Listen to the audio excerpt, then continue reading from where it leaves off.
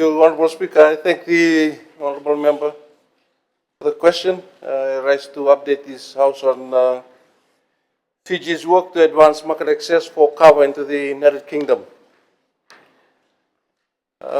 Market access for kava, Honorable Speaker, is governed by regulatory systems in importing countries. These systems are based on scientific assessment, food safety standards, and legal classification frameworks. In the UK, the current position is based on the 2002 food regulations on kava. These measures trace back to early concerns in Europe in the early 2000s. I believe it was Germany that had raised these early concerns. It's important to note that those early concerns were influenced by limited scientific understanding at the time, including cases where non-traditional parts of the plant were included in certain studies and extracts rather than traditionally used root materials that are well established in Pacific practice. This contributed to precautionary regulatory responses and over time shaped how kava was perceived in some external markets. From a Pacific perspective, this is an important distinction. Kava, as traditionally prepared and used in our region, is well understood and has been part of our cultural and social systems for generations. What we are now doing is ensuring that international regulatory systems reflect updated science, correct classification, and the appropriate understanding of kava as it is traditionally used here in the Pacific. This is about ensuring that kava is properly understood in global systems based on accurate and complete scientific evidence. Honorable Speakers, forum trade ministers have recognized the importance of kava to the region and have mandated a coordinated Pacific approach, including pooling of expertise and collective effort to advance market access in international markets. This led to the Regional Kava Development Strategy 2024-2028, which provides the structured framework for how the Pacific engages on this issue in a unified and technical manner. Under this framework, a technical working group on market access is actively progressing the work. We are working closely with the Ministry of Agriculture and the Ministry of Commerce and Business Development, alongside our private sector partners on these efforts.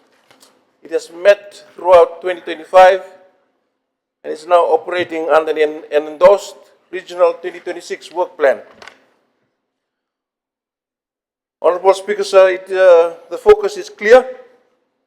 It is to strengthen the scientific and regulatory evidence required to engage effectively with importing country requirements, including those of the United Kingdom.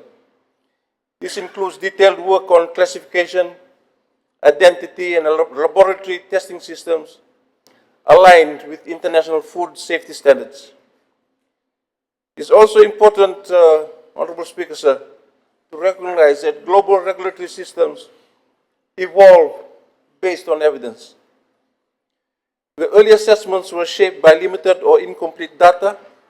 Current efforts are focused on ensuring that updated Pacific-based science is properly reflected in international decision-making. And this is how regulatory systems are corrected over time through evidence, consistency, and engagement.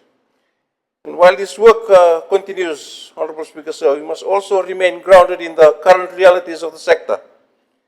Fiji's current production of kava is not sufficient to meet existing domestic demand and export requirements.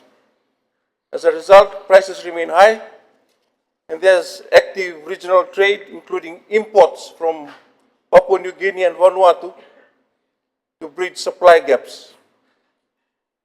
And I believe most of us know that sometimes some of this kava is re-exported using the Fiji brand. This reflects both strong demand and the need to further strengthen production capacity across the sector. The real opportunity, Honorable Speaker, and the more urgent work is in growing production capacity at home so that when the UK market does open, Fiji is genuinely ready to supply it without compromising the markets we already have. Market access and supply development must advance in parallel. Our objective is not redistribution, it is growth. The real opportunity lies in balanced and forward-looking approach, Mr. Speaker, sir. Continue structured, evidence-based engagement with the UK and the EU member countries to ensure that kava is properly understood and fairly assessed under modern scientific standards. At the same time, we focus on expanding production, strengthening supply systems, and building the long-term capacity of the sector so that it can fully respond when access is achieved. I believe, Honourable Speaker said that this is a good pro-kava strategy. It protects the integrity of kava, it corrects historical misconceptions, and it ensures kava is positioned fairly within global regulatory systems based on accurate science. Most importantly, it ensures that when opportunities open, Fiji is ready not only to access them, but to fully realize its economic value. Now, Mr. Speaker. Thank the Minister Ditoka for his answer.